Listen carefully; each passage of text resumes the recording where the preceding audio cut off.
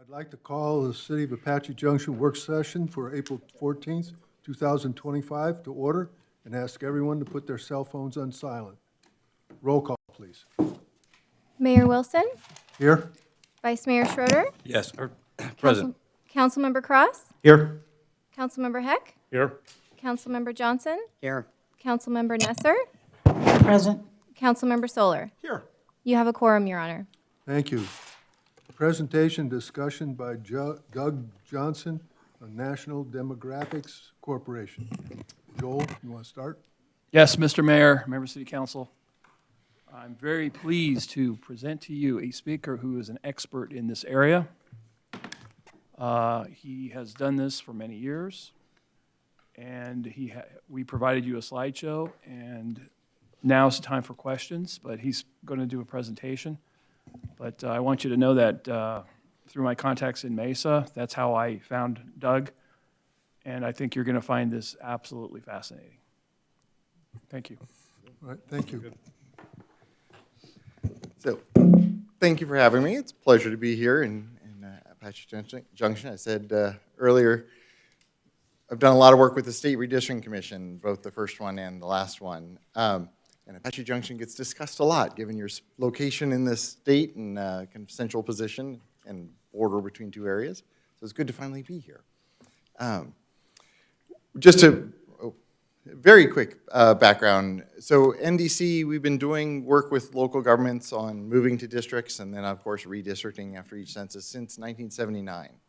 And so we've actually done the districting work for every jurisdiction that has switched in Maricopa County, all the way back to Phoenix. And we also do a ton of work in California as well. So we've been through this process, either districting or redistricting, about 600 times, about 450 different jurisdictions. So we've been through it a lot. And one of the things I love about it is every city is different, and every city has its own story. So you'll see references through this to, there are a lot of things that are ultimately a local call. There's no right or wrong answer. So I'll present those as I go through.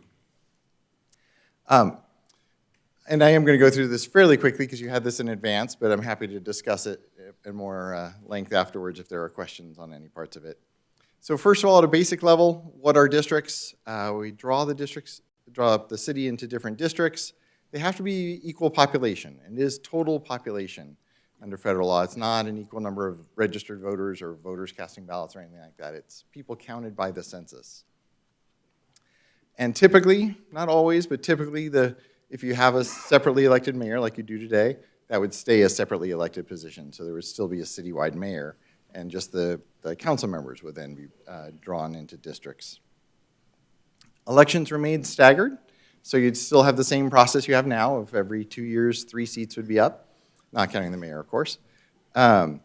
And so in a district system, you'd have 3 of the districts would have an election one year, and the other 3 would have an election the other year. And then vote by district. So only the voters in that district would vote for the representative of that district.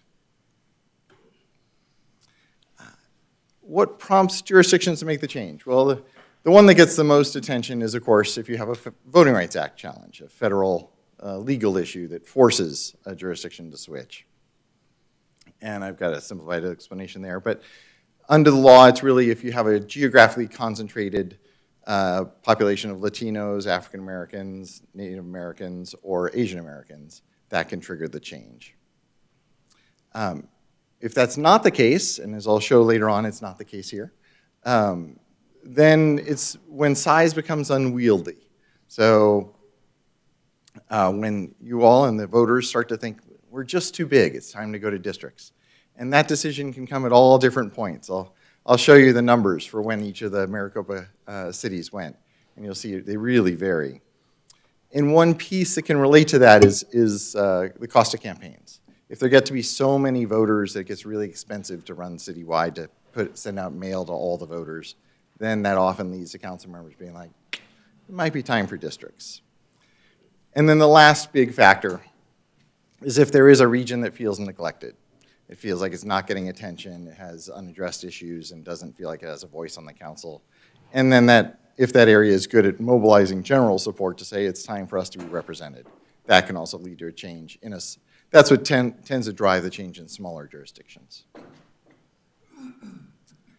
I mentioned there's not a Federal Voting Rights Act issue here. You can see on this map the coloring, the scales in the top right. If it's purple, it's Latinos are less than 25% of the population. The blue shades are 25 to 50. And then the greens, yellows, and reds are where Latinos are a majority of the population. And you can see there's only that one big block that jumps out in the middle. But those of you that are picturing the city's boundaries, you can tell there's only 9 people in that block. So, you know, it's not you don't have a neighborhood that's overwhelmingly Latino, like wouldn't be needed to be triggered to trigger the Voting Rights Act. You can see the numbers on the right there. 2020 census, the city's still 3/4 non-Hispanic white, 17% Hispanic or Latino, and only 7% other. So Asian Americans, Native Americans, African Americans aren't anywhere near the numbers that would be needed to trigger a legal issue. The one thing that's interesting is when, in this case, Latinos are right at 1/6 of the city. And that tends to bring up questions like, well, they're 1/6 of the city, there's 6 council members, why isn't there 1? That's what tends to trigger a look that would get the Department of Justice to then say, is there a neighborhood that's not represented? And what this map is showing you is that no, it's not that. Latinos are 17%, but they're spread all through the city. In terms of your growth rate, this is, I kind of had fun digging through old census data for this. This is, the colored bars are your population decade by decade in the census, and then a couple of recent estimates from 2023 from the Census Bureau and from 2024 from the Maricopa Association of Governments. So you can see a lot of growth there in the 80s and 90s, slower growth since then, and then the white bars to the right are the Maricopa Association of Governments projections for your population over the next few years. So you can see projected to grow quite a bit relative to your population, but as I'll show you in a minute, not as fast as other jurisdictions have. But it is looking at, from 2020 to 2030, maybe you'll gain about 20% growth, about 8,000 people, and then another 8,000 or so from 2030 to 2040. So considerable growth, but not some of the rocket growth that we have seen in other jurisdictions. And again, I'm happy to come back to any of these and go into more detail later on. Change points in other cities. I mentioned Phoenix was the first in the county to go to districts. Obviously, they were really big. There was a tradition of staying at large, no matter how big you were, but they switched at almost 800,000. Then we had Mesa and Glendale that switched after they'd had a lot of growth. So they had a big growth spurt, decided now we're too big, unwieldy, we need to switch. And you can see they're at 150,000 almost for Glendale and 366. And you can see their growth continued, but not at those rocket rates. So Glendale is now 260, Mesa's 524 over there. Peoria switched kind of went in the middle of the growth. They had hit 50,000, but you can see they switched in 1989. They hit 50,000, they were growing fast and continued to grow fast, and are now at 200,000. And then Buckeye and Surprise did the other approach. Surprise actually was like 5,000 people when they started talking about districts, saw what was coming, and when we first drew the lines in Surprise, Old Surprise was its own district. That little tiny neighborhood had 1/5 or 1/6, whatever the number was, of the city's population. Now Old Surprise barely registers in Surprise's population numbers. From a business perspective, we love them. They were doubling in size every 5 years. And so they would actually call us in to redistrict every 5 years, just because one district would be 4 times the size of another one. And the council member got tired of addressing all those issues when the other council member didn't have to work so hard. So that you can see their rocket growth, though. 1997, not even 15,000 people. 2024, 165,000. So you can see that really fast growth is the most common trigger, either as it's beginning, in the middle of it, or in the case of Mesa and Glendale, kind of when you're well into it. And then the big question, of course, is who decides when to make the change? Obviously, if it's a voting rights issue, a judge, or your legal counsel telling you that a judge is going to order you. So that's the the easy one. Typically, the council votes to put the question on the ballot. Either way, the voters have to vote on it. So I think in all those jurisdictions, the council put it on the ballot. The voters, of course, could circulate an initiative and get signatures to put it on the ballot themselves. And it can go on a primary ballot, a general ballot. Actually, most of them have had special elections. That's largely triggered because they want to have the next council election be by district. And so they do a special election in between the council elections in order to make that change happen for the next election. And then you see that there in the last piece. The voters change it. Of course, you've got ordinances. Some cities then change how they appoint commissioners and things like that so that it becomes one planning commissioner per district. Others don't. And so all that is questions that the residents and the council address after the vote is taken. So who draws the districts? This is where we get involved with most jurisdictions. The council's in charge.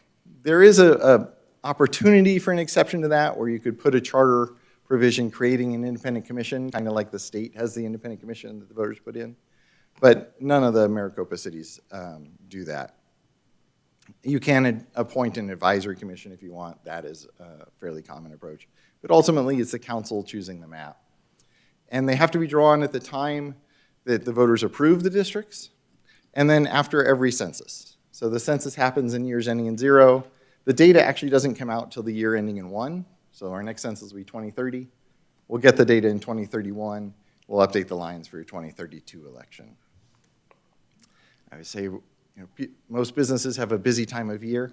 I have a busy 1 year of the decade. That year after that data comes out is very busy for us. And then the state law gives you a lot of flexibility. It just says they have to be equal in population and compact in shape, meaning kind of normal-looking shapes. So that leaves a lot open to where are your neighborhoods? Do we try to follow major roads? A lot of those factors that are kind of optional considerations. And that's where really the resident and council input kicks in. Decide which makes the most sense for your district when you're in districts. And as noted at the bottom there, often there's a lot of public input. This is it can be a good opportunity for people to get hands-on. I would say it's a great opportunity for council members, because normally people come up to you and say, why are you doing this? This is a dumb idea. In case of districts, you get to hand them a map and say, do it better. And you get to turn the tables on your residents and give them the opportunity to write the ordinance themselves, essentially. But ultimately, it is the council's vote. The biggest change, and some people don't quite grasp it at first, is the number of votes each voter casts. So today, everyone votes for the mayor every 2 years and votes for 3 council members every 2 years. Now that's one voter is one out of, I looked at your last couple elections, about 12,000 general election voters and about 6,800 primary voters. So it's a pretty big pool. What districts do is they limit the number of votes you get to cast. Still get to vote for mayor, but now you're only voting for 1 council member. But essentially each vote is a bigger fish in a smaller pool, because you only get to vote for 1, but now you're one of 2,000. If you were to go to districts today, you'd be one of about 2,000 general election voters and about 1,100 primary voters. But that also does highlight, if you had 6 districts in the city today, they'd be pretty small. So 2,000 voters and 1,100 voters in the primary is not a lot of votes, especially if you start thinking about if you get 3 or 4 or 5 candidates running, how many votes is it going to take to win, or to advance, I guess, in the primary? It may not take that many. And then the question that always comes up, what if nobody runs? So if nobody runs, it just becomes a vacancy. Just like if a current council member were to resign or move out of town or anything like that, you would have a vacancy and the council could appoint or call a special election. The key thing is that even if nobody runs in the election, the appointment or special election is still limited to voters in that district. Now, what we found in our experience is most jurisdictions can get someone to serve when you're appointing, and all they have to do is fill out a piece of paper. Usually people are willing to do that even if they're not willing to go campaign for a seat. But we have had a couple of places that have had trouble filling seats, certainly. And in terms of a recall, the recall is done by that district. There were questions that came up when you first transition to districts and after a redistricting, who votes in a recall? And surprise, to their misery and our appreciation, had like 4 recalls in 3 years and went through the courts and figured all this all out. So essentially what it comes down to is a council member represents the folks that elect them. So even if you've gone to districts, if a council member has not yet run by district, is still finishing their term, they are still a citywide council member. And after redistricting, you're still representing your old seat until you run. So the recall is held among whatever voters originally elected that council candidate. And then expense. So as mentioned, this is a process you have to go through after the vote for districts and after every census. It can cost anywhere from $30,000 for kind of a straightforward by the numbers approach, or jurisdictions will spend up to $150,000, on a lot of public forums and public question and answer sessions and that kind of outreach efforts. We do have some jurisdictions that have sent a postcard to every voter saying, we're drawing districts, come participate. So you're looking at least $30,000 essentially for every one of these projects, and it can get up to $150,000. Of course, in a city like Mesa or Phoenix, it goes up even more. And as noted there, it's all driven by how much outreach. That is really the factor that gets it above the $30,000.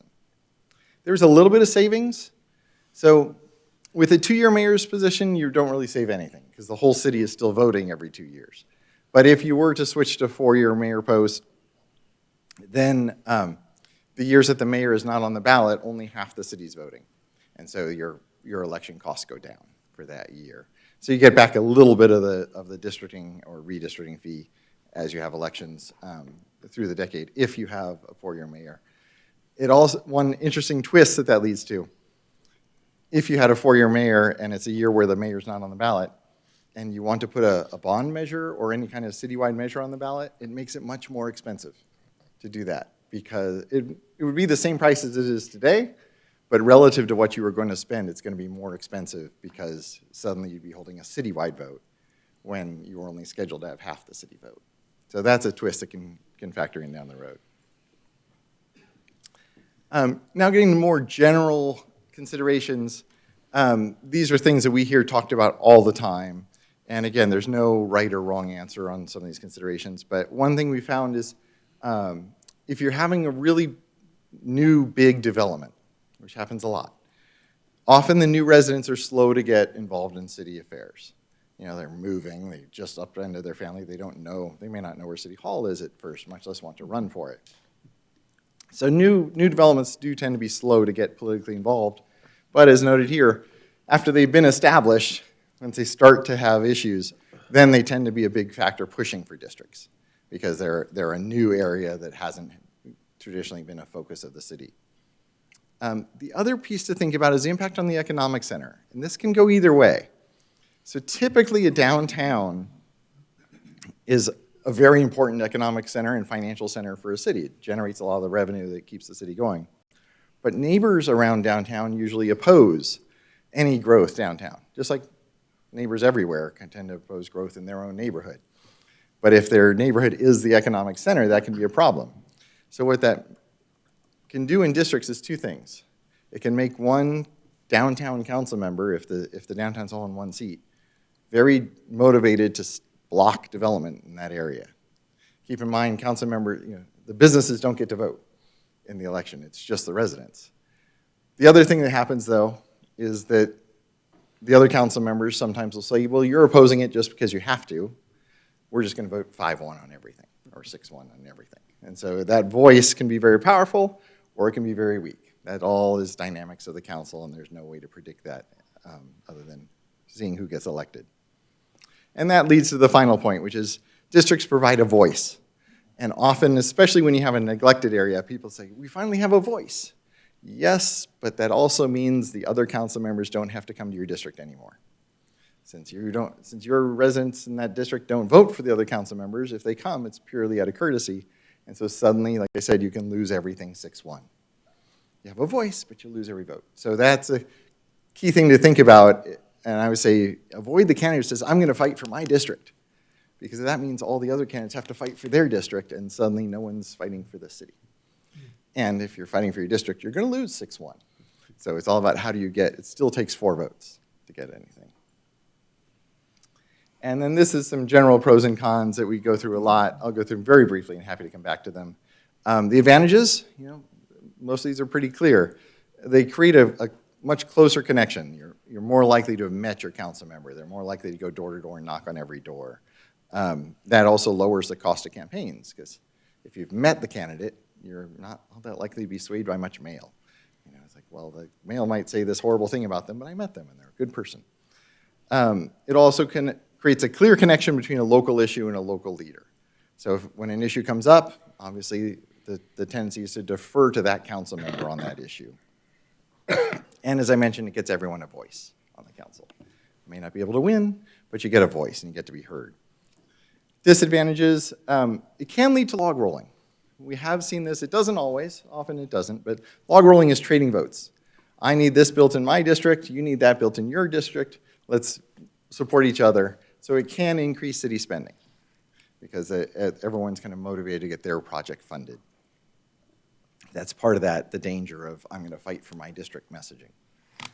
And talked about the second point. The others don't have to come to meet the voters anymore. And if the local voters are unhappy with something, they can't recall the other council members. Now you can only, that's the ultimate accountability is a recall. And now only your council member and the mayor are accountable to a recall. This has been a newer one, which is not in my backyard pressure.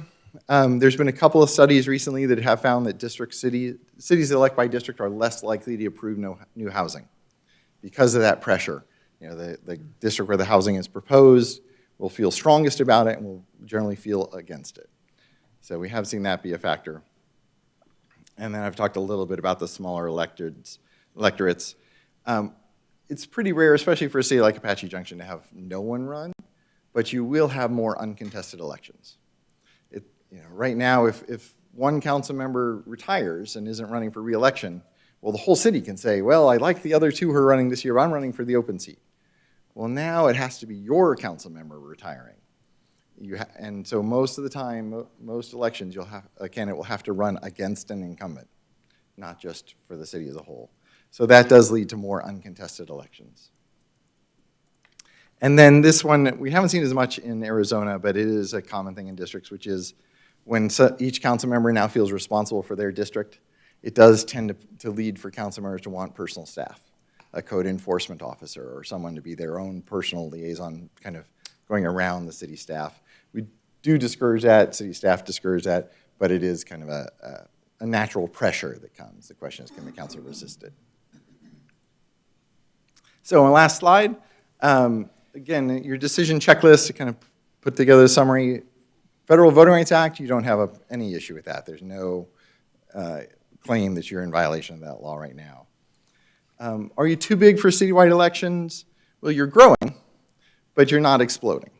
So, and as I've mentioned earlier, your districts, if you drew them today, would be pretty small.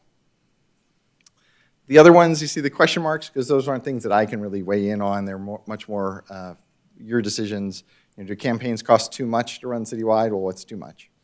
And a lot of the local dynamics tend to influence campaign spending as well. Is there a region that feels underrepresented or neglected? And then every jurisdiction is different, so there can be other factors that I haven't mentioned that come up.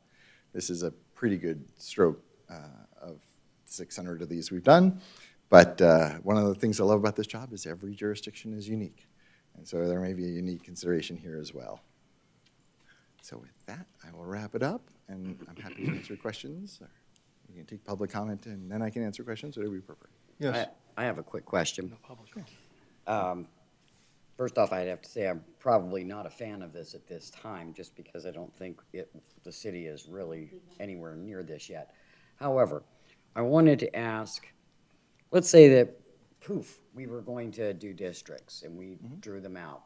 So based on it having to be split up, kept relatively small, so many people, I mean, so basically none of our council members could live in any vicinity to each other, like Councilmember Cross and I are Neighbors. Yeah.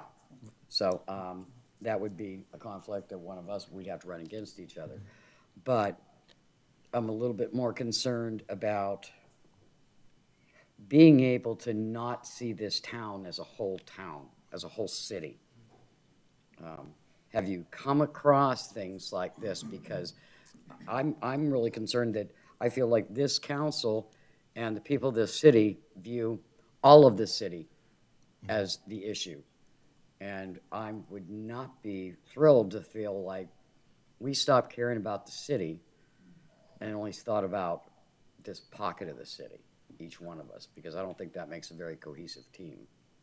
Yeah, it's definitely an issue that comes up all the time. One of the interesting things we've seen just with the experience is that the change doesn't happen right away. We kind of thought it would. You know, the moment you were being elected by a district, we thought the focus would switch immediately, but seeing a couple hundred of these now, it turns out that council members who have run citywide before still take the phone calls from everyone, you know, still know all the issues everywhere. Where the cultural change happens, if it happens, is when roughly a majority of the council is new.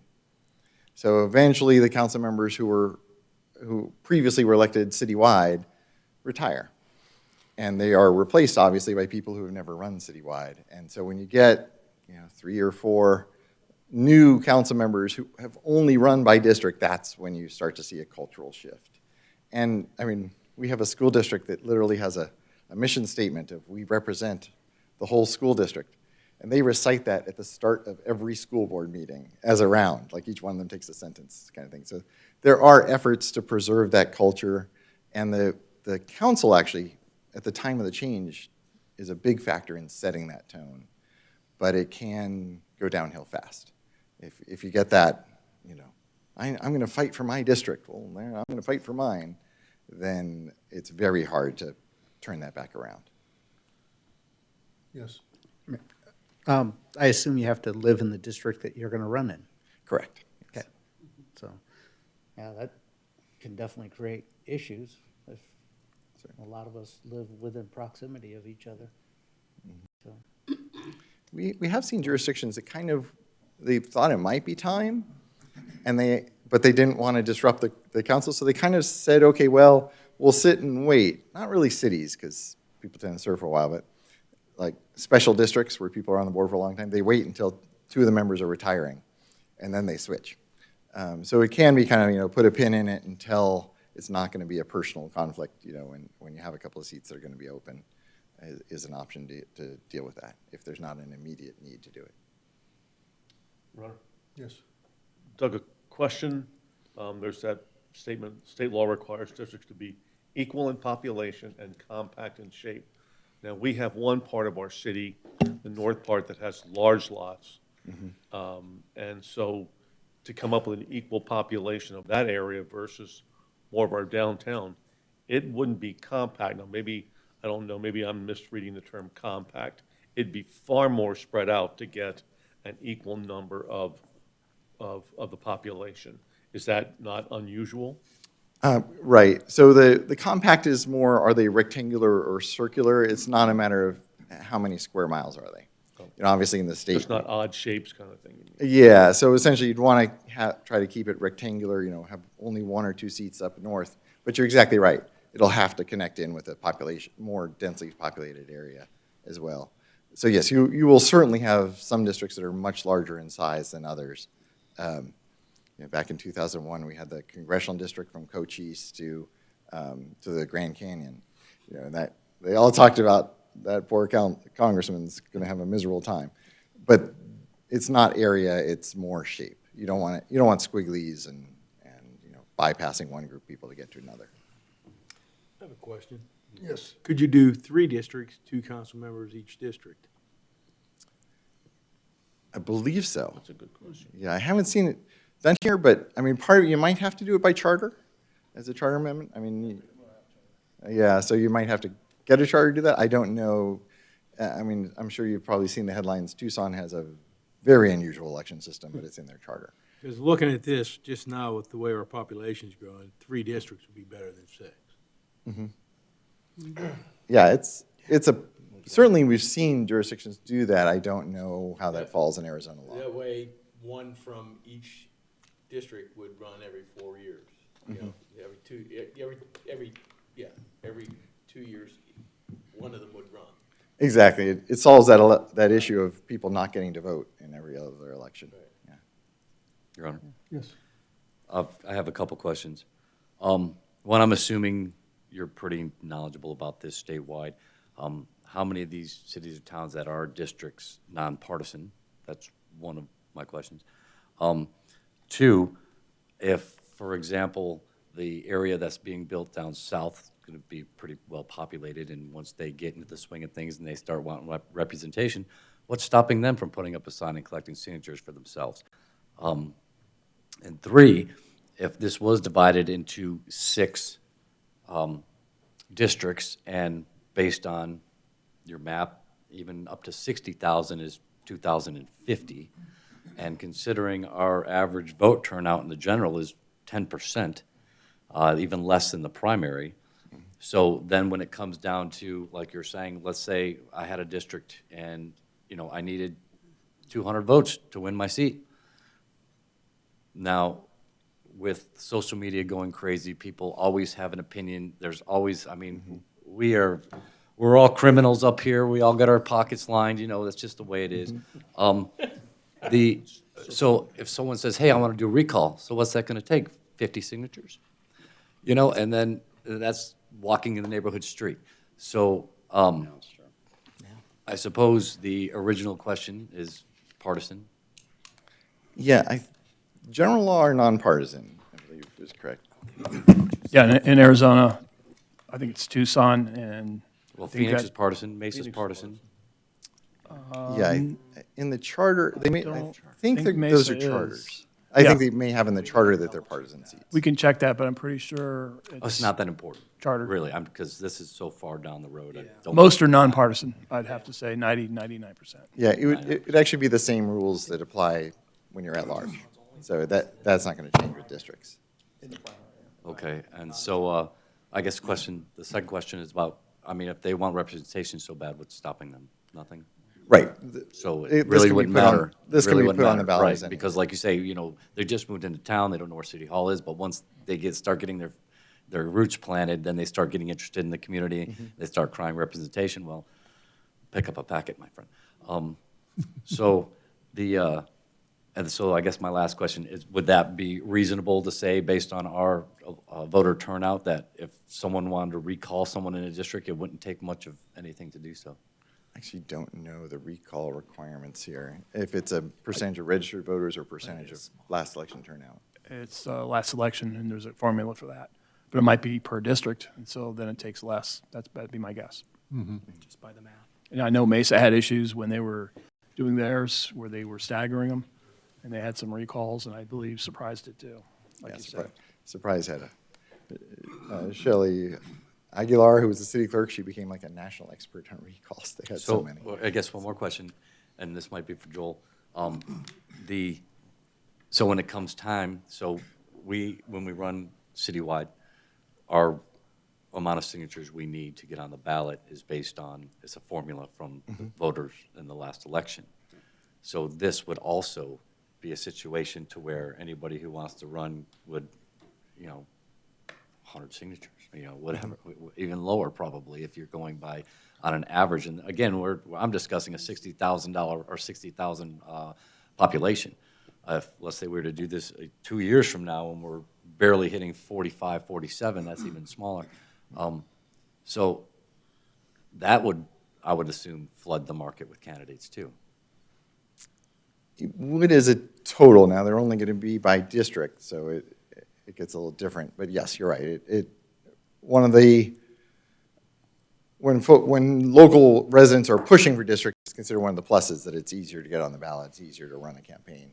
But as you say, it can also lead to a whole bunch of candidates running for just a few votes. Right, so I mean, in my opinion, it's, you know, it's the focused that want to do it for the right reasons, knows the hurdles they got to overcome to get on the ballot. And if it becomes easy, I mean, you're just getting anybody who just didn't care for, like you say, a development that came up in the neighborhood, right? And that's all they really cared about is something like that.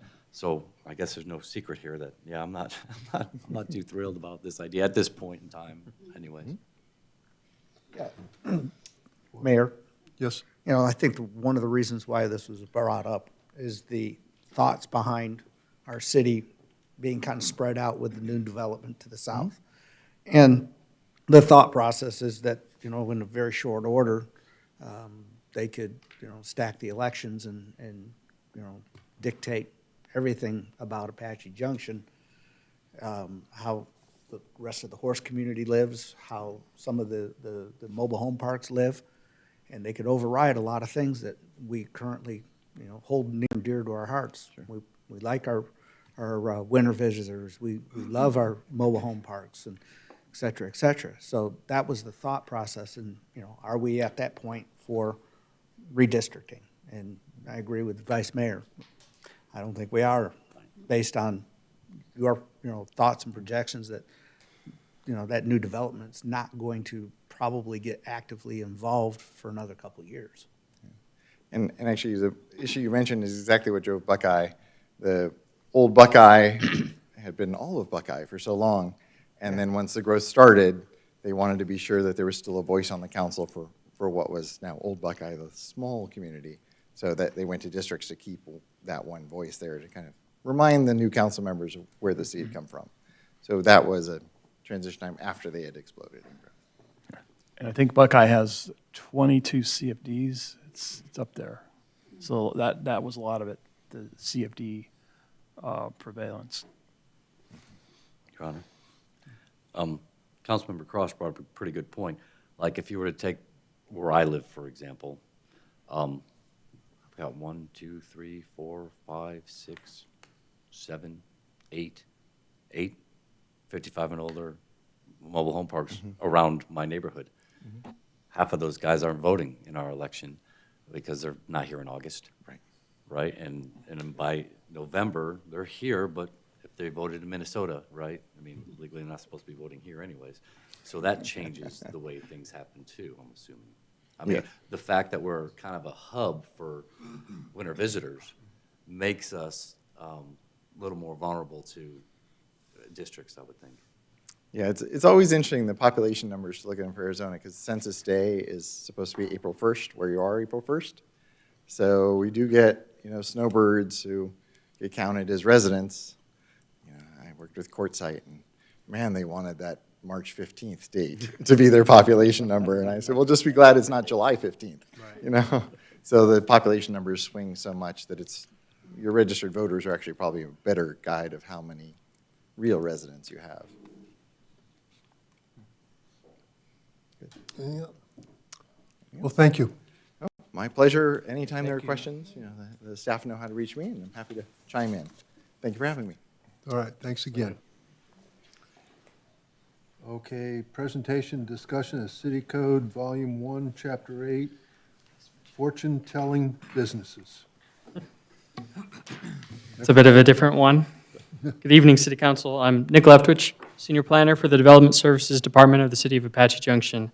Tonight I have a brief informational report regarding the city's regulations for fortune-telling businesses and the regulations pertaining to them. So for context, through the CLI, or the Citizens Leadership Institute, the city hosts, a member of our community raised a concern regarding the city's regulations for fortune-telling businesses, following which staff were directed to provide a report and seek possible direction to staff at the council's discretion. So first, as a very brief overview regarding the city's regulation on the matter. This is all of the code that specifically identifies fortune-telling businesses. It's not within the zoning ordinance, but it is within Volume 1, Chapter 8, Business, which is specific to the licensing of businesses and like business taxation, business licensing, and so forth. So for the first bullet point, the definition of a fortune teller is a person who purports to have the ability to predict a person's future by palmistry using a crystal ball or cards or similar methods.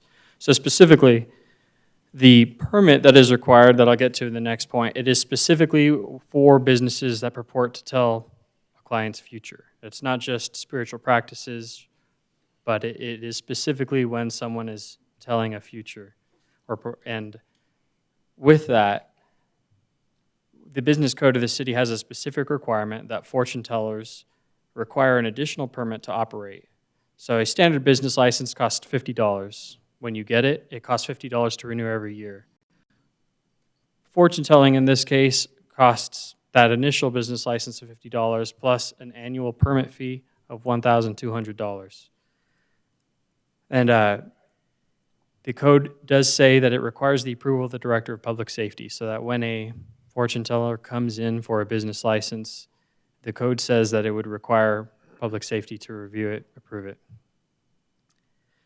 And so as part of that, a particular concern in this matter was if our city was exceptional in its requirements for fortune-telling businesses. And so we researched other city codes and provided this brief summary table. So several cities have very similar requirements to us.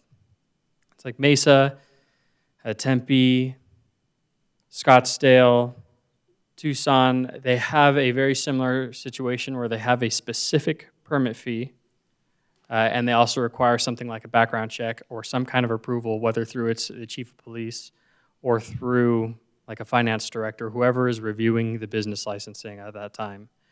I will note that all of these other cities do have a much lesser fee than the city of Apache Junction. We see Mesa has only $300. Most of the other cities have about $100. So our fee of $1,200 is higher, but then we also see some cities don't have any regulations on the matter. And on the far end, we have Avondale, which just outright bans any kind of fortune telling for commercial purposes. So with this, just as a brief overview, there are several options available to the council, whether it's to not change anything within the existing code, whether it's to remove any kind of regulations pertaining to fortune telling in general from the business code of the city. A third option would just be to lower the fee to be comparable to other neighboring cities. And then any other option that you might want to pursue related to this matter is always on the table. Any comments? Yes? Yeah. You want to go first or shall I? Kind of think of like P.T. Barnum. Yeah. Sucker born every minute, right? You know, the thing is they allow gambling. You know, what is the reasoning behind having such an exorbitant fee for somebody that wants to conduct a business? You know, if a person wants to blow their money on fortune telling and go in and hope that they, you know, get a good palm reading or whatever, that's their money. It's no different to me than what our planning and zoning did last week when they voted to allow a smoke shop to open up. You know, one of our zoning commissioners said no, and it was a personal decision based on his personal belief that smoking is bad for your health. Yeah, we all know it's bad for your health, but you know, you're here to represent everybody. We shouldn't just single out an individual or an entity or a business and say no because we don't personally like it.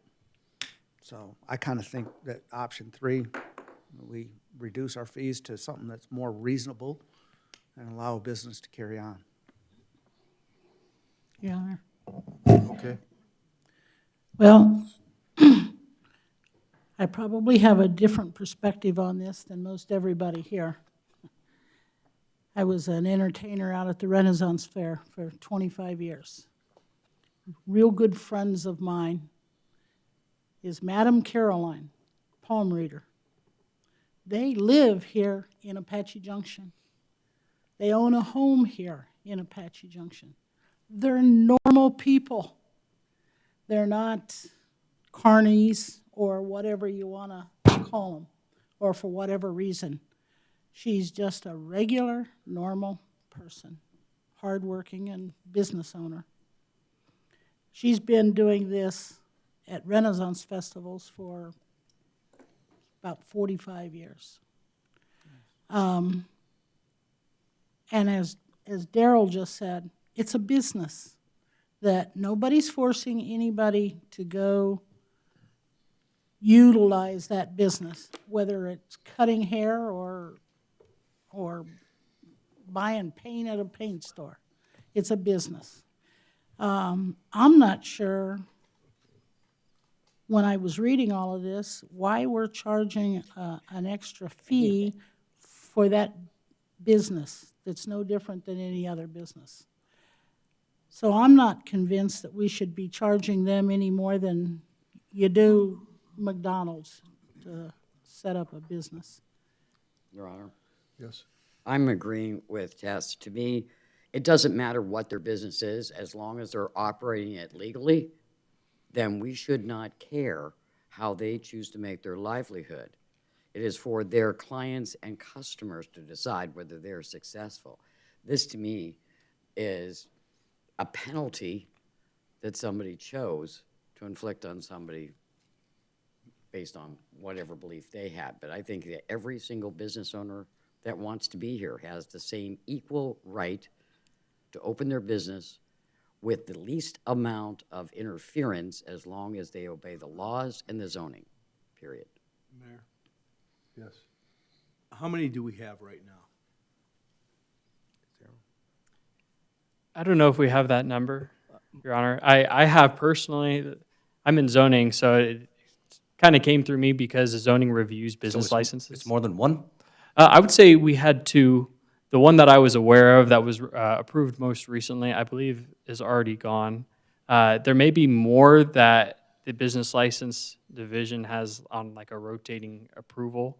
But in terms of recent approvals, anything I've seen, I've only seen two within the last 6 years. 'Cause I'm pretty much in agreement too. $1,200 sounds like a lot of money to me for a business license. Well, it seems like discrimination to me. Yeah, yeah. You're Why, gonna open why a is there any business, more than Your the Honor. $50 The business one license? thing that I do like is looked on to Mesa. Now, it might be with the approval of public safety, but the background check, is specific regulations. I like that. Know who we're giving licenses to, that they aren't criminals trying to use this to rip people off. But other than that, why would we charge that much money? I don't We don't know. understand that. That's why this is here tonight. Yeah, because Because for 24 years, I don't know, it came to our attention, it was such a, I think the term you used is an exceptional. It's time to bring it back up for legislative review. It's very clear to us, at least with many of you, that this needs to be back for council direction staff. Our thoughts are to get this started. I'm a big advocate of being fair to everybody. If Rob has a business and he pays his $50 for his business license, this other person should pay $50 for their business license. They shouldn't have any additional fees attached. Your Honor. I also don't understand the approval of the public safety. Every business that opens here has been reviewed to find out whether they have filled out their paperwork and if there's any issues when they're opening a business. I don't think there needs to be anything other than what we do for, I don't care if you want to babysit parrots. If that's what you want to do and you pay your business license and you're within the parameters that we have set for that for you to open a business there, this should be fine. Anyone else? Yeah, I guess I have a question. Now, this is fortune telling. This isn't psychic, right? This is That's the correct. art of the reading the cards. And I mean, do they even use crystal balls anymore? I mean, that's a serious question actually. But they're not going in there and saying, asking the widow that I'm going to let you talk to your husband for $300, are they? Or are they going to lay down the cards and it's because I know there's a science to this. This education, every card means something, and there's something to it, and I get that. But I'm just curious, is there a line drawn? I mean, is there something that, you're not going to talk to the dead, right, and channel them through you kind of thing? Or are you just doing the educational card reading? I guess that's what I would like to know, because frankly, if you're a medium and you can, channel the dead and let me talk to my grandfather, you're not in Apache Junction in a strip mall, right? You're actually doing something pretty fantastic with your life. So I'm just curious if there's any sort of, is there a cap to this? I mean, are you doing Like, I've been to the rent fair. I sat down at her table, you know, gave her 20, and I get it. You know, you deal the cards, they read it, they know what they mean. This is what it says. But I guess my question is this opening up to say, you know, I'm a psychic and I can read your mind and I can channel the dead. You see what I'm saying? I mean, am I making any kind of sense here?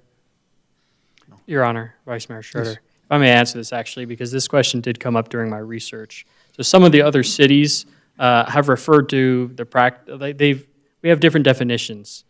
Within the city of Apache Junction, this is specifically limited to someone purporting to tell the future through these means. Some of the cities like Tucson specifically identifies magic arts or talking about fortune telling through it, and it lists any means of communicating with the dead or so forth. That distinction has come up during our business license reviews where we've evaluated, is someone saying they're only a psychic or is someone actually saying they're a fortune teller? And the distinction being, you know, the counseling of someone making life decisions for the future versus someone, whether it's some kind of spiritual communication. So the distinction has been drawn of someone purporting mysticism, psychic, any kind of psychic art, and then specifically these regulations have applied only to people purporting to tell the future. So that's at least how we have processed these reviews. So we have separated, and there's no regulations regarding any kind of spiritual art, but the line has always been once someone purports to tell the future and is charging people for divination of that sort. That's at least just the practice. It's been very limited. As I've said, I've only seen 2 of these in about 6 years, but that question has come up, that being the defining line of whether or not this fee applied. So I have a question. Is there somebody here in the audience that this is interesting to? Can we hear from them? I'd like to hear. No, you can't. No? If you want, we can put it on as a public hearing in the next session. No, it's okay. It's okay. I was just curious. A thought is we're still 2 steps away. We do didn't it- know exactly where you all were at, so you're doing exactly what we need as staff. We're hopeful, anticipating that in a couple weeks, if we could do some more research like this, we will be in touch with our fellow residents. And I'm sure you'll get some input as these 2 weeks go, but we'll bring back council direction staff that'll help us out here either in May, and then at some point we can answer some of those questions. Go ahead, man. Yeah, I just wanted to know in the aspect on it, now mind you, I've done that palm reading thing many years ago. Actually, I was supposed to pass away when I was 34 years old, so you know that. That palm reader was very poor. Did you get your money back? Didn't go back there. But anyway, what was the fear behind this? Do you have any idea what the fear was? Yeah, what, I was curious. What was driving this? Why it was set so high at the time. The $1,200. It was way before my time here. This is a Joel or Rudy question. I have no idea. Joel, is it that some people can be taken advantage of? Especially if you're, like Rob said, if you're saying, I can talk to your dead relatives, I can talk to your husband, play that emotional card to rip people off. Well, I could see that. That's why we need to make sure we do a good background check, but, Brian, yeah. for another $25, we can answer that question. Council member, I think, and I was not here in the 80s. Rudy was here and starting in 89. He might, I think this was done before Rudy even, which is amazing, because Rudy's been here a while. But I think it's, there's a trust element there, and I think you're right. It goes to, well, are these people fraudulent? I think that's what that council may have thought at the time. That's why it's so high. That's my guess. They did create a background check process. And back then, I think a background check was a lot more expensive than they are now. So I think that had something to do with it. I remember the sexually oriented business code. That had a similar feel to it because it was, maybe it was a morality litmus test. That could have been part of it also. But I think that's where you get the $1,200. I think there was an expensive background check. Because talking about somebody's future is totally different than talking to somebody's dead relatives. Yeah. You know what I mean? I'm going to look at your hand and say, oh, you're going to have a great life, da-da-da, whatever. But people talking to spirits can have an emotional impact on somebody that could suck them into spending a lot of money. And that's, so the way ours is written with the here, it's the future. It's not talking to dead relatives, is what I'm reading here, is what ours is. Is that correct? Yes. But hearing your future, that could be maybe depressing. I don't know, it depends. It just depends. Joel, Depends when what they you read think. yours and say, hey, man, don't drive out of the parking lot. Well, I get told that once in a while, yeah. Might fall off the wall. Your Honor. I just don't like the extra money. Well, like I said, I was supposed to be, told me to live your life the best you can between now and, of course, I was in my very early 20s. They said, because you have to have everything done by 34. So, I mean, it was a specific number. Did they know you were going to war? Well, it was overseas. You were already in war. But I mean, in that aspect, it is something that, I'm just curious as to determine, what was the fear behind it. I did it, and I thought it was the funniest thing going. And then Your when Honor. I celebrated my 35th birthday, I had an extra drink. Your Honor. Yes. I can't help wondering whether this didn't come up. There was a huge boom in the early 70s of 1-800, call this number and I'll help you out. And it became one of the largest frauds there was, because you got on the phone and your free 1 minute turned into a $300 phone call. And I think this is probably a throwback to something that people had a knee-jerk reaction to, got on the books, and then just kind of got forgot about because we don't have that many people applying for it. But I am still of the belief that a business license is a business license, and a customer determines what product they want from somebody and whether they feel like they got a value or not. I don't care what the object is you're selling. So, Mr. Mayor, if I may, can I ask you, do you want a direction to staff? Or are you done with the conversation? I have one more question. Okay. No, okay, I meant generally. Going back to the other page, okay, it's up top. So, unique permit fee. So we're saying, okay, business, but how many unique permit fees, how many unique permits do we have out there? I mean, what defines unique? Is this in it of itself, by itself, or do we have other unique things going around the city with the same? Your Honor, Vice Mayor Schroeder, if I could, since I wrote it that way and I understand the confusion of it. In this case, this was an excerpt from a table. Most of there's a bunch of different fees for a bunch of different categories. Primarily, they have to do with serving liquor, and there's different categories for different types of liquor licenses. There are only a few other fees, like there's one for carnivals, there's one for sexually oriented businesses. I will note that among that entire table, this is the highest fee, substantially. So Like I guess what other business would come to town and you would consider unique? The circus. In order to, fitting under the business license table, it would really only be a business serving liquor, a carnival, and a sexually oriented business, and fortune telling. Those are, I would put broadly, the four categories that are given a permit on top of business licensing within the business code. So under this, if we were to say, okay, let's drop it across the board, business is a business, but would that necessarily, would we necessarily want the liquor one to fall under that too, or even a sexually orientated business to fall under that as well? I think this is just for this Just for this particular one. This is business. just for this. Just for Not this. having one special for this So you business take this out of the public. unique permit category? Is unique something that you added, Nick, or is unique something that says in the code unique? That wording was inserted by myself, just I just as a wanted matter to of. clarify that, Yeah. that this is just the permit fee. We just wanted to do a laser rifle focus on this one item. I think this has implications to legal matters in terms of the amount here. So under fortune telling, it could just say, I think Nick no just put fee. unique. We wouldn't have to have a special Yeah. one at all. Your Honor, Yeah. Your Honor. Yeah.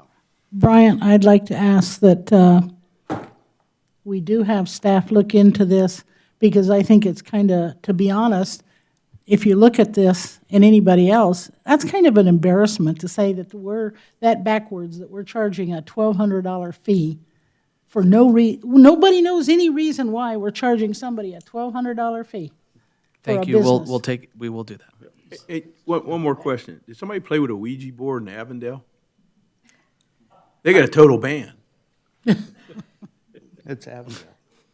Just food for thought. So, Your Honor, is it direct staff to Yes. lower this I think- price? That's what I think this Joel, is. do we even need another meeting, or can we just start? I think the city manager can put this on for the next meeting, direction to staff, and we can talk more about it. And then you can decide at that time what you would like to do. I think the decision's been made. Yeah, we Yeah. can make it. Yeah. There is right. another option. What's your other, put it on consent tomorrow? No, you could have, Put on consent. you could have Mr. Farnworth sponsor a bill to basically preempt cities and towns from doing this. No. We do not like interference from the Capitol. Let's keep them where they sit. We can, I mean, I think I know where council's headed with this, and we can get it on for Joel in a month. Do you think we can get the code updated? Yeah. You Well, can I do think you need direction to staff first, and then we can take it from there. You can do it for I'm just trying consent to save 2 tomorrow. weeks. No, I don't think we I- can We do can't, that. we can't, we're. Can we at least, if the business owner is here who has this problem, kind of retroactively only She's gonna charge come to her? call to the public tomorrow. Or we could do a direction to staff and put that actually on the public hearing portion. We could do that too.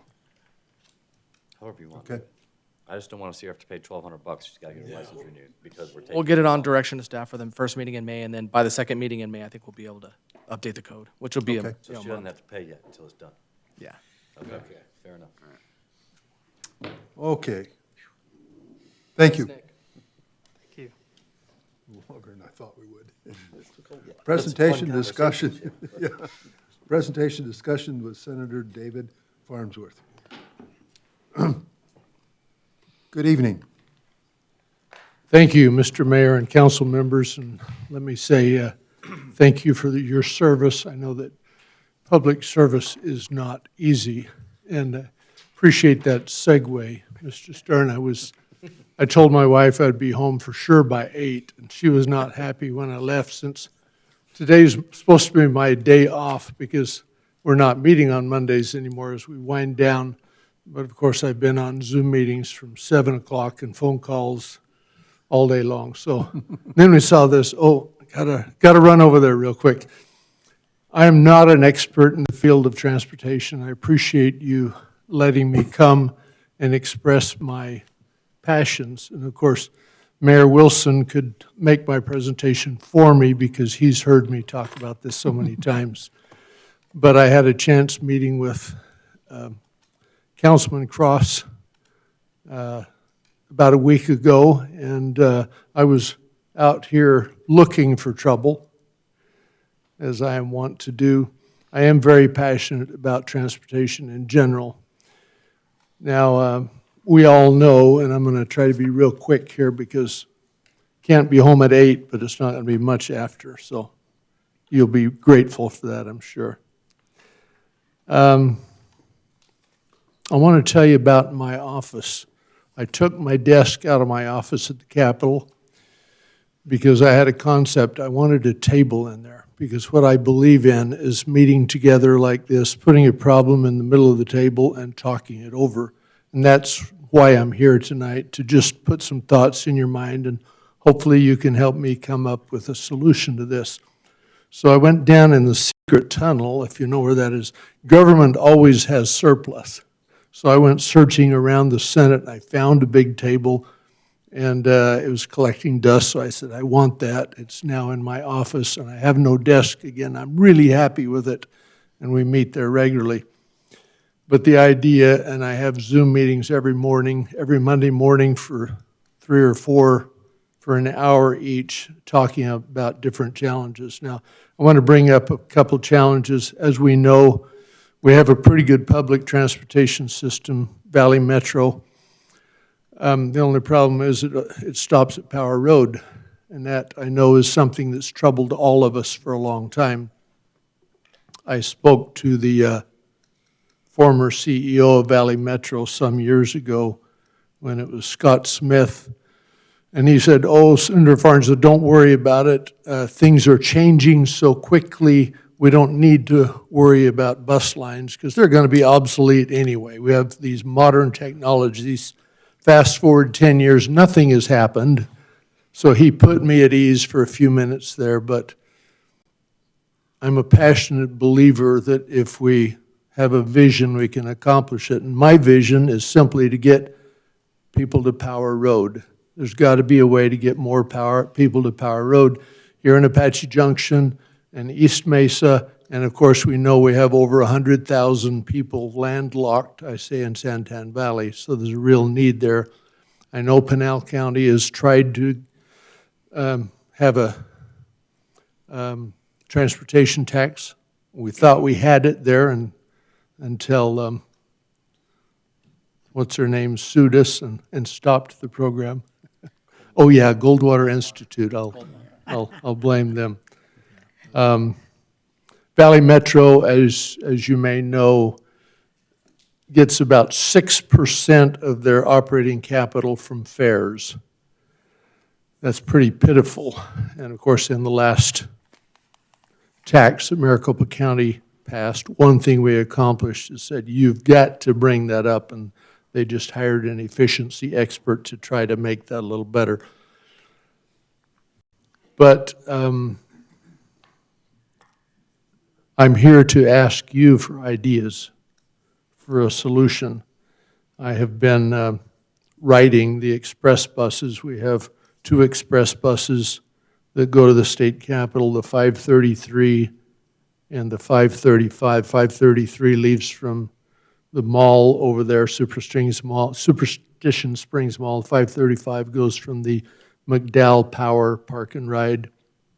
Both end up at the state capitol. There's one that leaves at 5 o'clock in the morning. They each leave approximately 5 o'clock, 6 o'clock, 7 o'clock a.m., and then come back at 4 o'clock, 5 o'clock, 6 o'clock in the evenings. If you miss that bus, you're in trouble. It took me 3 hours to get home one night. But I'm a passionate believer, and so I need to take it for a test drive. I persuaded my wife to go on the light rail recently with me. I told her I'd take her out to dinner if she'd ride on the light rail. Of course, we had to drive a long way to get there. And I'm not promoting the light rail. Don't misunderstand me here. I'm not necessarily promoting those big buses either that cost $1 million apiece. I'm more inclined to promote the smaller ones I understand you can buy with all bells and whistles for about $100,000, much smaller than these full-size buses. And then, of course, you have the ideas of Uber, Lyft, Waymo. When I was a missionary in Central America, we had the little vans, and they would pack them full of about 17 people and compete with the big buses. So I'm a very optimistic, open-minded person, and I just throw out the challenge. Met with City of Mesa last week. They talked about the possibility. Apparently, they had a pilot of that Southern Avenue bus that came perhaps to Meridian Road. They ran that for about a year. They said it was pretty successful because a lot of folks from Apache Junction were getting on and riding it. But then the year apparently ended and they didn't have any extra money sitting around, so they let it slide. Now, they have talked at my urging about the possibility of reinstating that same line that is on their future planning. I forget the route number, but it's been there before. Possibility of a 2-year pilot. And I really pressured them for a number, and they said, well, we think it cost about $3 million as far as if the state put up the money. Now, I'd like to buy a lot of those little buses for $100,000 a piece with all the bells and whistles, because place to plug in your cell phone, and those buses are nice. You got a vent up there just like an airplane, turn it on, turn it off. If you want to get off the bus, there's a little button up there. Not really expensive to add those niceties, and they could be on a smaller vehicle as well as a larger. So let me see if I finished my notes there. Yeah, I'm very open-minded and just looking for your ideas. I will say that under President Warren Peterson, we've had this unique way of doing the budget the last 3 years. 3 years ago, we had somewhat of a surplus, they said, and so they challenged each of us to come up with ideas of how to spend a little bit of money. And I said, well, I'll vote for State Route 24. It's not in my district, but I feel like it's important. And Mayor Wilson has heard me talk and complain about how slow that's moving. In fact, I really twisted arms.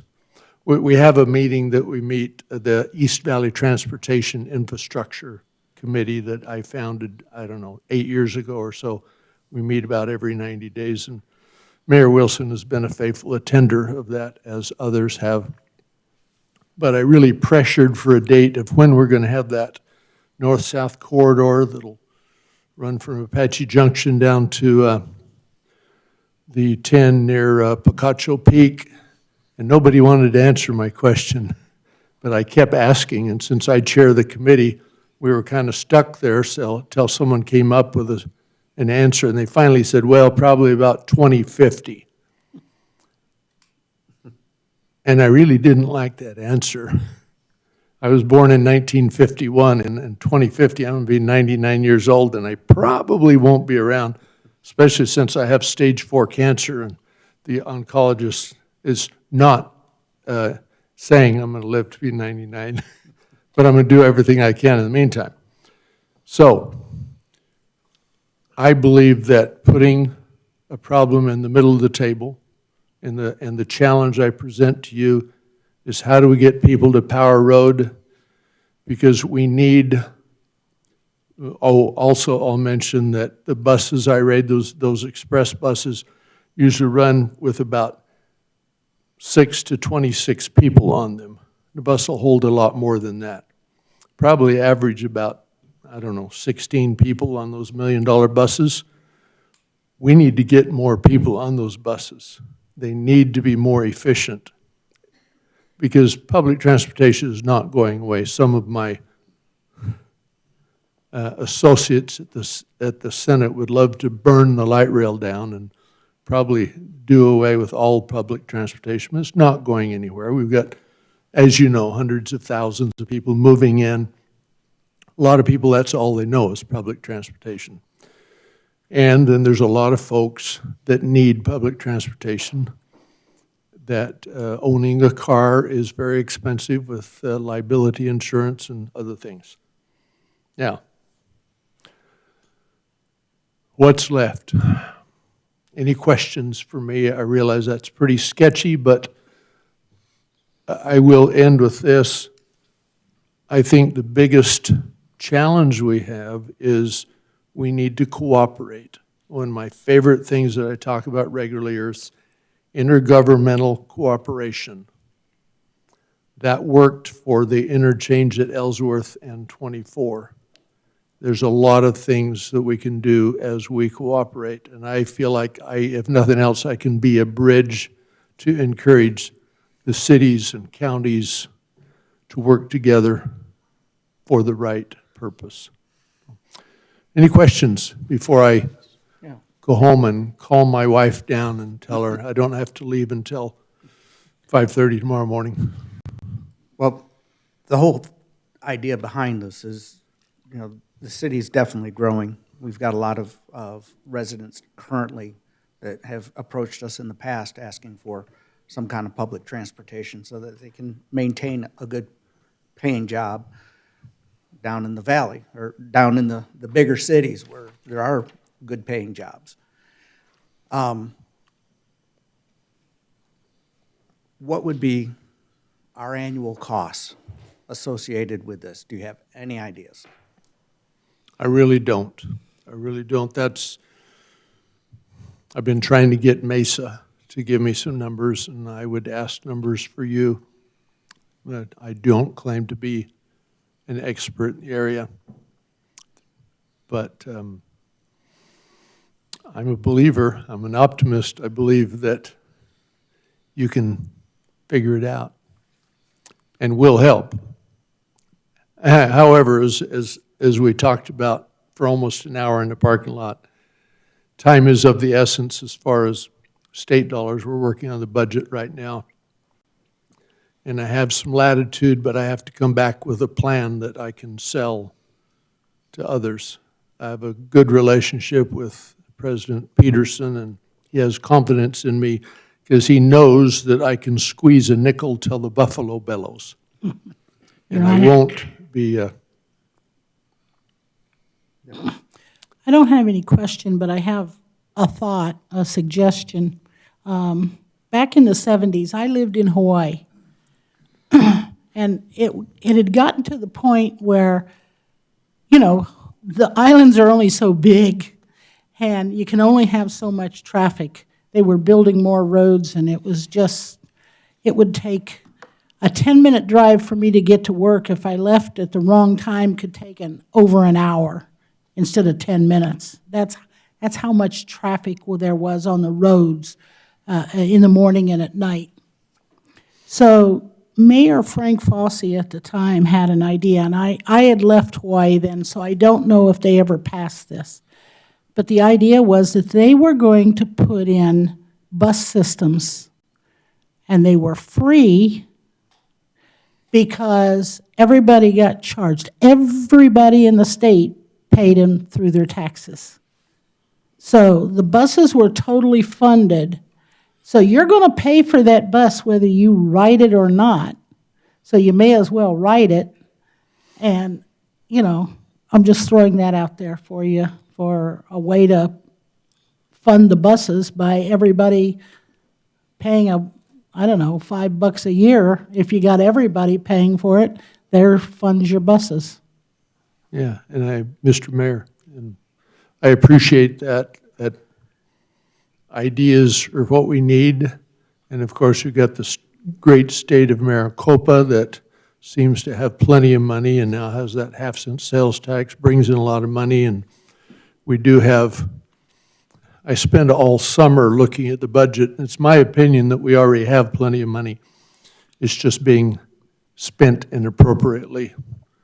So I'm not in favor of increasing taxes, but I believe there's money there that if we shift things around, and it simply takes someone willing to dig in and find where money is being spent inefficiently.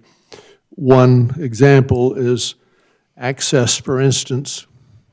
Access is our biggest agency, and to spend what Access spends in Arizona every year, you'd have to spend $1 a second for 688 years. DES is left less, but still a large amount. We have eight departments that spend over $1 billion a year. Just to spend $1 billion a year is $1,000 a second for over 32 years.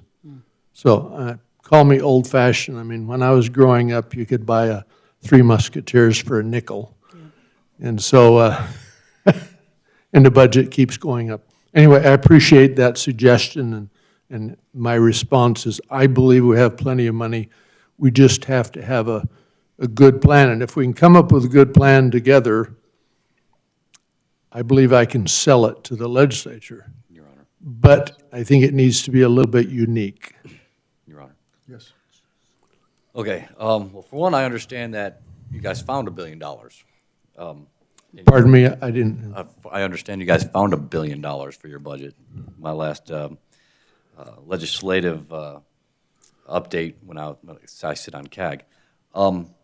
Now, if the idea is to get Apache Junction into the fold with public transportation, and I'm assuming, you know, from our downtown core to the Power Road bus depot there, instead of just dropping the hammer on, get us to public transportation with these buses, I mean, could we do a pilot program, start off with some passenger vans, and do a study and find out how many people are actually taking these vans to the Power Road, and then let a year go by, and then if the demand is there, well, then it's there, and then you have something to stand up for. You know, because if these people are saying, well, Apache Junction doesn't need it, there's not enough population, it takes it too far from the Power Road, and we just can't afford it.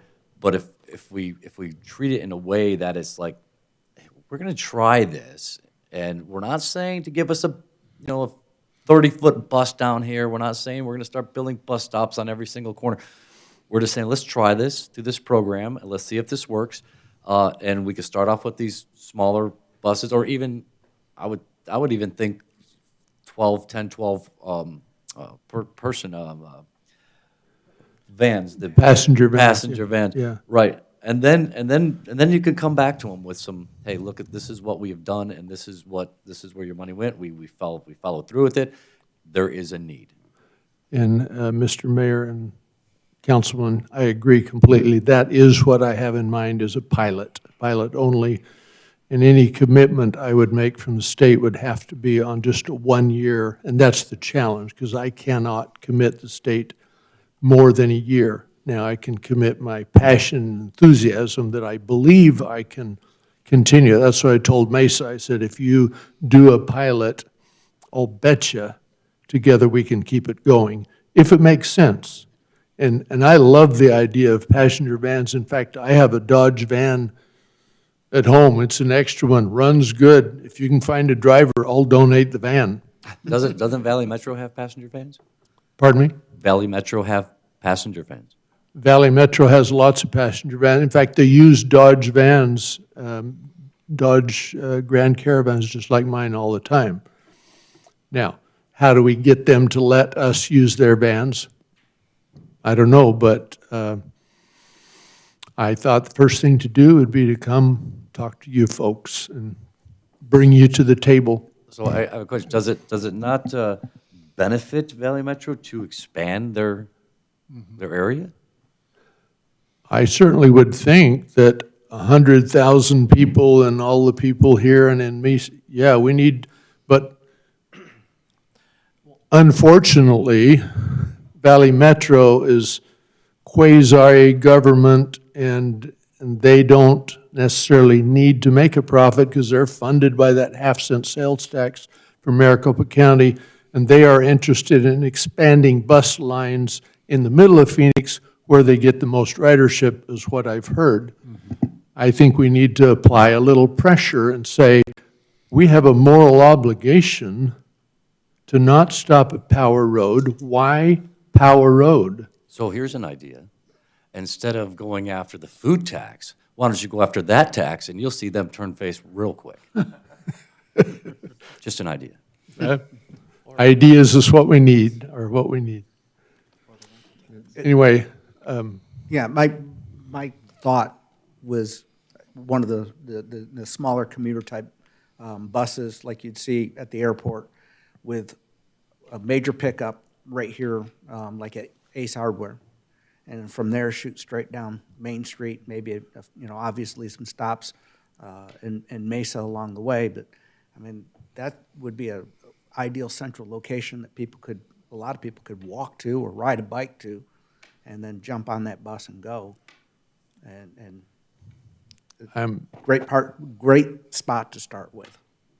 I'm 100% in agreement. I'm much more comfortable with a van-type pilot and 1 or 2 or 3 or 4 different routes. It doesn't have to be expensive.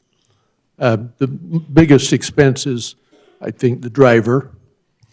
And unfortunately, Valley Metro is all labor-driven, and so that's one reason to keep it separate, because there's a lot of people that would be willing to work at a fair wage without, I hope I don't make anyone mad here, but without the extra demands of the union requirements, at least in the beginning. Your Honor. I actually like the van idea. I work in Mesa. I'm a lieutenant for Mesa. I deal with the Valley Metro, all the problems with the bus stops. I deal with the light rail and all the problems of the light rail, and there's a lot of them. Smaller vans, picking up business people certain times a day, bringing them back certain times a day. I like that idea, because what you don't want to have happen is what is happening in Valley Metro, where do you really want to sit on that bus? You know who's been sitting in those buses. And if you look at them all day long, they're almost empty, I believe we need to give some sort of transportation, at least to the buses, if not all the way down to Phoenix. But I think it should be smaller vans instead of these big buses, and more geared towards people that are gonna go to work, or maybe to go shop somewhere at a bigger area. But, yeah, I'm not a big advocate of Valley Metro at all. And Mr. Mayor and Councilman, my ultimate goal really is to embarrass Valley Metro and make them, require them to be more efficient, because they are squandering taxpayer dollars. I sat in my office with the CEO of Valley Metro, and one of the biggest shocks of my life is I asked her what would happen if we didn't pass that half-cent sales tax, and she said the whole system would shut down. And it took me back, because I thought, whoa, this sales tax is supposed to be a temporary thing. Yeah, 20 years, then another 20 years, then another 20 years, but at least we call it temporary. And if the whole system is built on that temporary tax, something is wrong. And I think the best thing we can do is show them a better way. And I believe we can do it in the East Valley, show them a better way. Sounds like a great opportunity to sponsor a bill to end that tax. Unfortunately, bills take two things. Takes a really good idea, which I don't have yet. I need your help on that. Another thing, they take way too long. I believe the city can respond a lot faster than that. And again, I'll say, I've got a couple of weeks to come up with a plan in order to get some money in the budget this year to do this. So time is of the essence. Well, I'm sorry, Chip. Go ahead. You can apologize to your wife for me for keeping you here. But now could public transportation fall under the category of public safety? And if so, are there not federal grants that states can apply for public safety? Another idea. I mean, one could argue that it certainly, I think the most dangerous place in the world to be is in a car nowadays. Sure. That's why I take the bus. That's my number one reason for taking the bus to the Capitol every day. I will be on the bus tomorrow morning because I don't feel safe on the highway. You have a death wish, get on the freeway. But there are federal grants available. I know. Now, I don't know exactly how to get them or so forth, and the problem is they always come with strings attached, like, putting bike paths on freeways and goofy things like that. But we can't close our eyes to every opportunity, whatever. So I appreciate the ideas, and hopefully I've gotten you thinking, and you know how to get a hold of me if you want. I'll even give you my cell phone number. I think, Councilman Cross has that already. No, you didn't. No, I didn't give it to No, you? you didn't write Okay, it down. well, get your pen out, I'll give it to you right now. Please don't abuse it, and I prefer texts. Joel? And please don't call after 8 PM, because I'm headed to bed at 8 PM, except for tonight. And, but after 5, you may call, or preferred text. Ready? Here it is, 480-962-4552. Looking forward to more ideas and quickly. Okay? Thank you very much. Before you leave, I'm going to ask a couple questions in this aspect on it. We were looking for, I'm going to say, support funds, or, in the aspect for doing things like this. And of course, right now, with the HERV tax the way it is, and the fuel efficiency of all the cars, that amount of funds that have been gone to the cities have decreased over the years, as well as the electric cars and everything. And, I do know that you tried to pass a bill to, and we appreciate your support on that, to get the electric vehicles taken care of. But it's one of the things that, really I was told today that the city is receiving less funds today through HERV funds than what we received back in the the 90s because of the fuel efficiency of the vehicles alone. And of course, upkeep on the roads and everything all take effect on this. So just, maybe even increasing that amount is something that you could use for applying that as to transit in the aspects on it. Because the city of Apache Junction does support the idea of having it. We had a proposal a few years ago, and they were giving us 4 rides in the morning, 4 bus opportunities in the morning, and then 4 in the evening, and it was all to one place here in town to stop, gather them and everything there.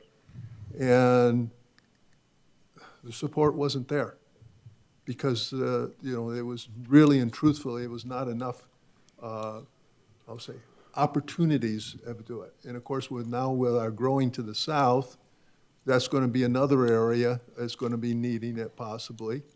So, it needs to be, I'll say, very inclusive and spread out. And it is something that needs to be, because one of the things that bothered us, now I'm going to say this was several years ago when I was sitting on city council, not the mayor, was that became a financial responsibility of the city at the end of that 2-year study period of time to continue it on. And what's happened through the legislation they've done to the cities for earning our funds to run a city. It would financially hit us very hard. So, Mr. Mayor, thank you for that. We have lots of challenges, lots of opportunities to the electric fuel tax. Yes, I tried to sponsor it in the form of an amendment last session and wasn't able to get that on in time, but yes, sponsored one this year on that subject. I don't think we're going to see, because of the climate down there, I don't think we're going to see an increase in gasoline tax, but I think we do have an appetite for some kind of fees, taxes on electric vehicles. It's a matter of how we do it. The tracking miles is not going to fly because we've got some people down there that are just totally opposed to that. But the bill I ran was worthy of discussion. I didn't come up with it, and we need to make sure it goes to another committee next year. Maybe I can get it to run through my committee since I just expanded. I was chairman of education this committee this year, and I got the president to add on transportation. So now my committee is education and transportation again, since that's what I'm passionate about. To the other subject, I agree, it needs to be broad. It needs to be a homegrown system that works for this area. You know the type of people that live out here. You know the needs. You know the corporations down south that have a lot of people that have the potential for riding. It has to be where people need it, and it has to be dependable. Yes. And it wouldn't hurt to put a few niceties on the van. They're not that expensive. Place to plug in your cell phone and some little fans maybe. But, okay. You have my contact number. Anything else, Mr. Mayor? I was just going to say thank you. Thank you for showing up and coming. Thank you for allowing me to come and see if I can stir the pot a little. Thank you, Senator. And I'll say good evening to all of you, and thank you again. Good evening. Adios. Thank you. Presentation discussion of Health Human Services funding recommendations.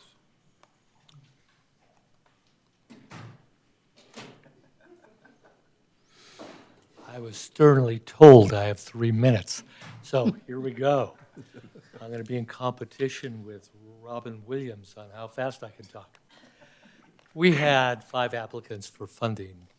The applications were requested in December, submitted in January.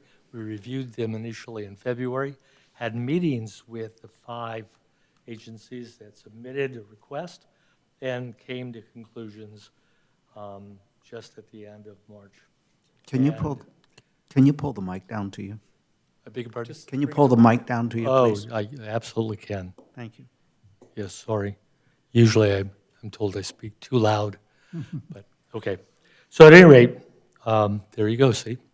At any rate, let me review those with one other addendum.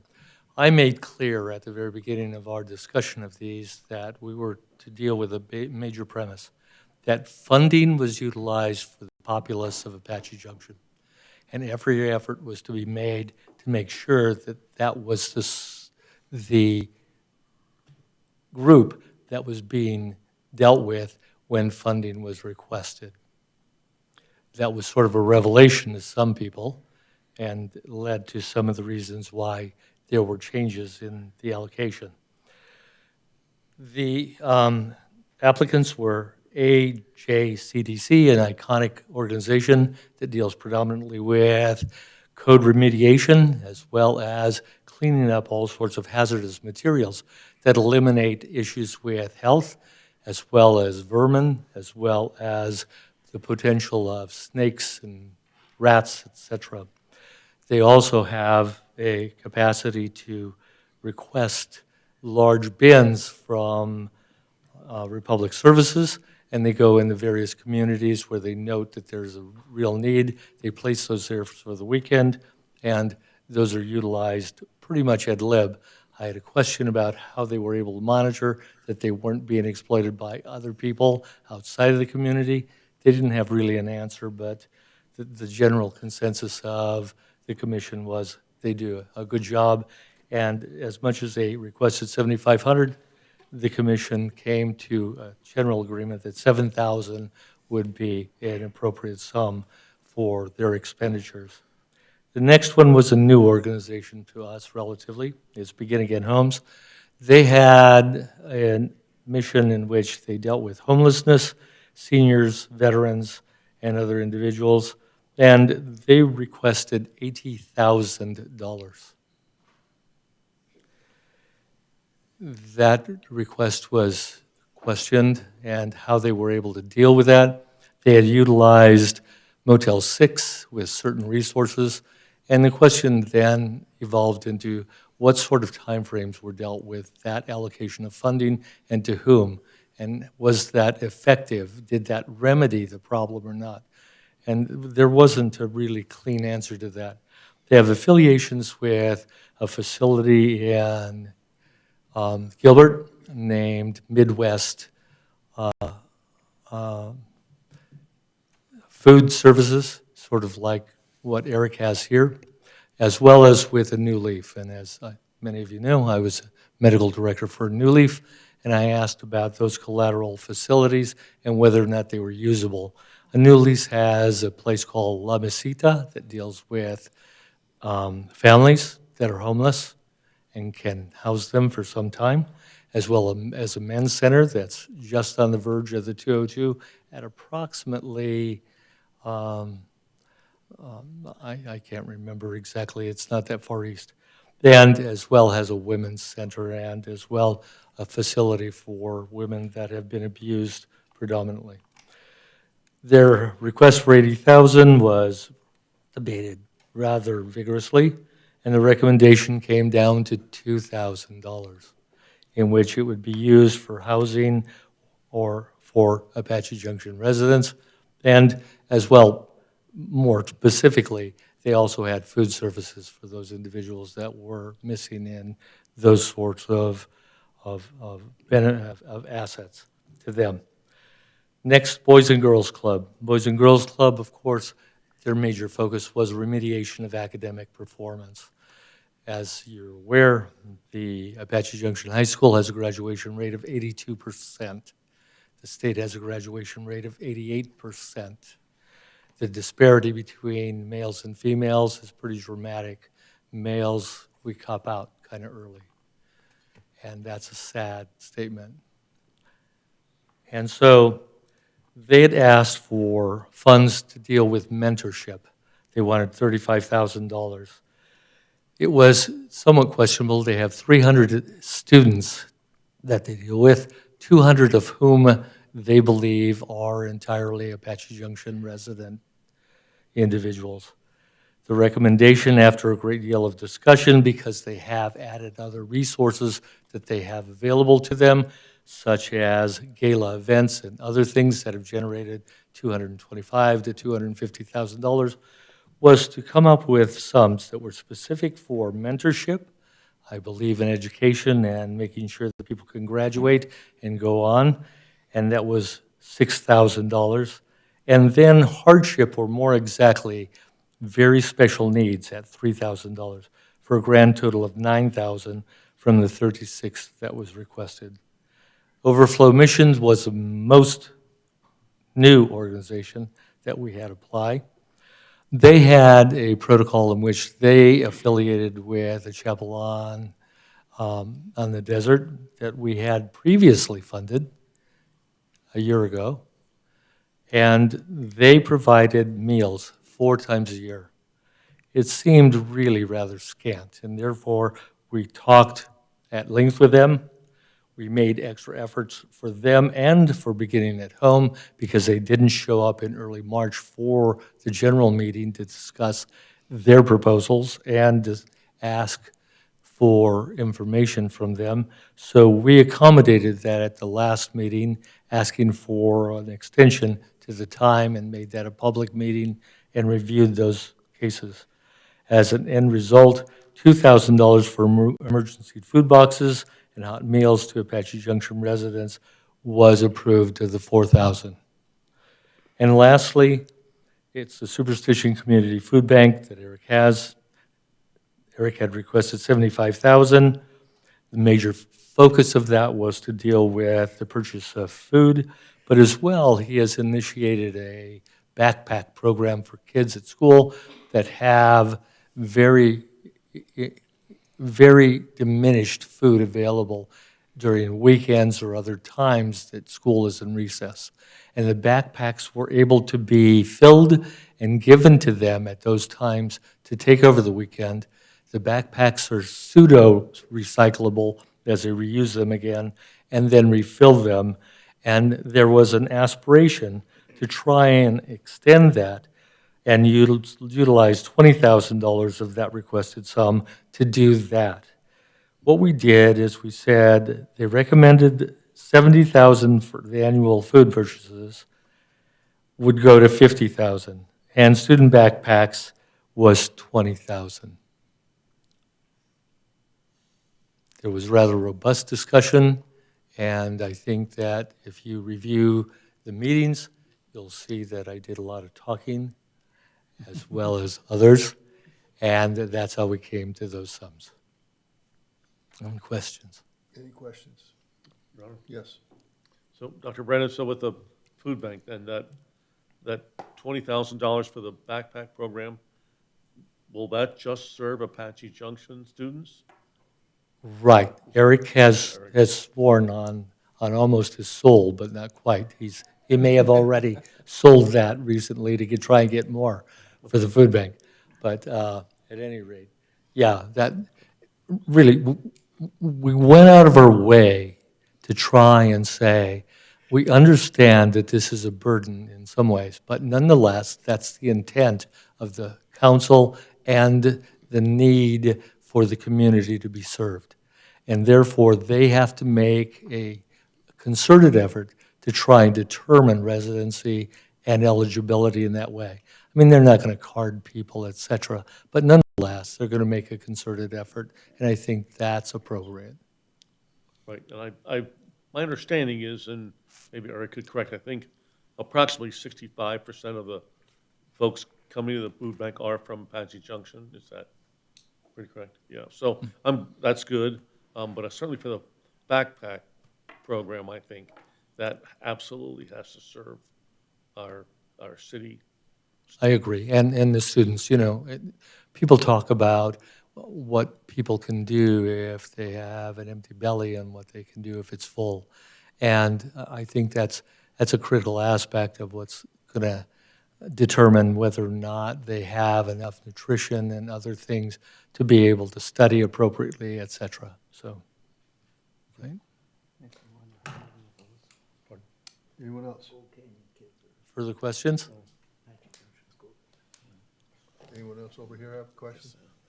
No. Okay, Did it work? thank you. Well, I thought he said 33 minutes. me, that was.